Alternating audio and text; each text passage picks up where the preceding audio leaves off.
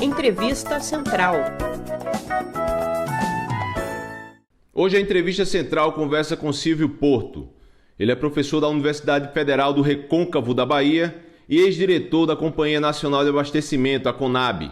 Vamos falar sobre o aumento do preço dos alimentos. Professor, agradecemos sua participação. Como o governo pode, digamos, eu não quero dizer controlar, mas como o governo pode intervir de uma maneira que a população não sofra com um aumento repentino e, ao que me parece, artificial dos alimentos? O fundamental, no caso do arroz, é estoque estratégico, é estoque público, é estoque regulador. Então, a palavra é como o governo regula o abastecimento. O governo regula o abastecimento com política, coisa que este governo e o anterior não tiveram em relação a estoques públicos. Se nós formos olhar de 2015 para cá, ou mesmo de 2010, os estoques públicos vêm diminuindo paulatinamente, mas sobretudo a partir de 2015, os estoques públicos praticamente zeraram no Brasil. E a fala deste governo que estoque público é coisa do passado. Só que se nós formos olhar, os Estados Unidos mantêm um estoque público de 35% em relação ao seu consumo anual. A China mantém um estoque público de 80% em relação ao seu consumo anual. Então, para o telespectador entender, não existe estoque público significa que não existe comida armazenada suficientemente para qualquer demanda, seja emergencial e seja para um controle de preços.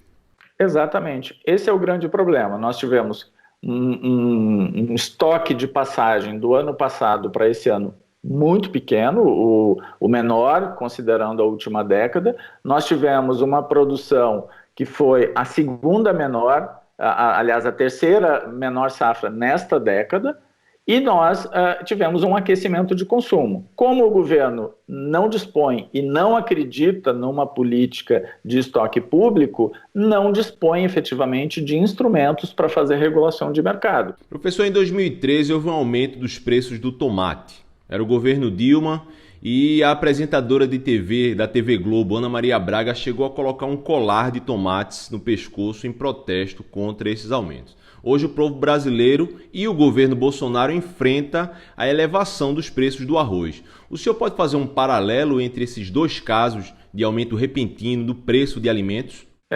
Eu diria que não há paralelo, porque naquele momento foi uma situação isolada em relação ao tomate, e que não foi, o tomate é algo de certa forma recorrente, porque infelizmente não há uma política de abastecimento em relação não há uma política de abastecimento de forma geral, mas sobretudo não há uma política em relação a hortigranjeiros.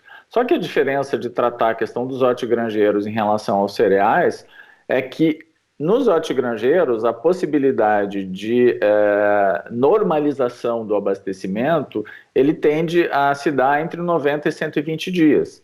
No caso dos cereais, como é o caso do arroz, que a colheita se concentra entre fevereiro e março, só vai, ou a possibilidade de vir a se regular novamente, essa escassez que nós estamos vivendo agora, será no próximo ano. Portanto, nós temos uma situação que ela é anual, muito diferente em relação aos hortigranjeiros. Mas é importante que se fale, nós não estamos com problema só em relação ao arroz, em relação ao feijão, em relação ao tomate, em relação à batata, em relação à cebola, em relação ao alho, a ovos, ou seja, nós estamos com um problema bastante generalizado em relação à inflação dos alimentos.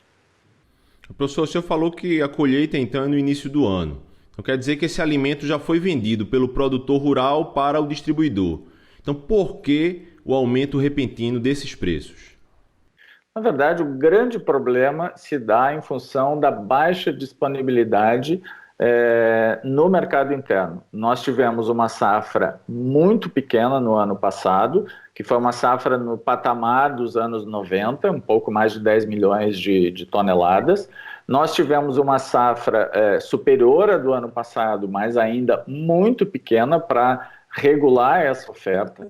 E nós temos um problema adicional que, neste ano, em função do dólar, houve uma saída de mais de 1 milhão de toneladas de arroz do que foi colhido entre fevereiro e março, já foi embora, não está mais no Brasil.